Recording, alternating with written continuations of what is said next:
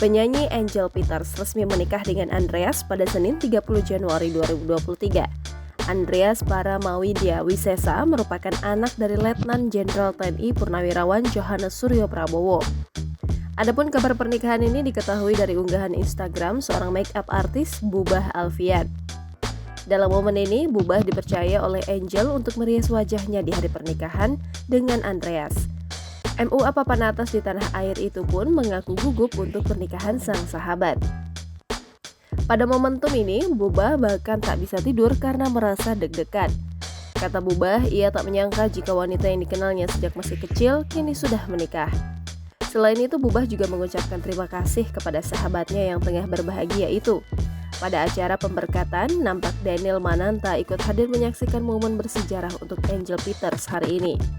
Dikutip dari Wikipedia, Angel Peters atau nama lengkapnya Angelica Martha Peters Sihombing lahir pada 15 Agustus 1997.